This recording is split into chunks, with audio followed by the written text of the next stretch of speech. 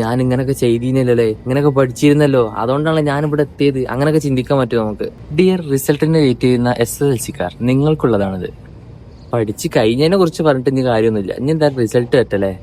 SSLC ജയിച്ച് full A+, 9A+, 8A+ ഒക്കെ ഉള്ളവർക്ക് വാവ് അടിപൊളി എന്നൊക്കെ പറയാം എല്ലാവരും. തോറ്റുപോയവർക്ക് ചിലപ്പോൾ കുറെ ഉപദേശങ്ങൾ ഉണ്ടാവും. അതിൽ നല്ലതെടുക്കുക, ചീത്തത് വെറുതെ ഒഴിവാക്കിയിടുക, അത്രേ ഉള്ളൂ. 10th കഴിഞ്ഞാൽ പറയും ഇനി +2 ആണ് എന്റെ ടേണിംഗ് പോയിന്റ്. എന്ത് ടേണിംഗ് പോയിന്റ്? +2 കഴിഞ്ഞാൽ പറയും ഡിഗ്രിയാണ് എന്റെ ടേണിംഗ് പോയിന്റ്. അങ്ങനെ അങ്ങനെ പഠിച്ചു പോകുന്നുള്ളൂ.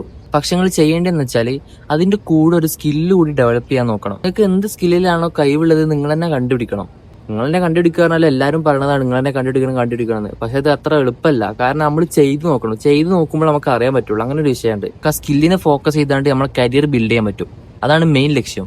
പിന്നെ ഈ സ്കില്ല് പഠിക്കുന്നതും ജേർണി ഓഫ് യുവർ ലൈഫൊക്കെ ഒന്ന് ജസ്റ്റ് ഡോക്യുമെന്റ് ചെയ്ത് ഒന്ന് എടുത്ത് വെക്കുക, അല്ലെങ്കിൽ അപ്ലോഡ് ചെയ്യുക, യൂട്യൂബിലൊക്കെ അപ്ലോഡ് ചെയ്യാന്നുണ്ടെങ്കിൽ ജസ്റ്റ് നിങ്ങൾക്ക് ഇനിയിപ്പം ലൈഫിൽ കുറച്ച് കഴിഞ്ഞ് എടുത്ത് നോക്കുമ്പോൾ ഒരു രസമാണ്.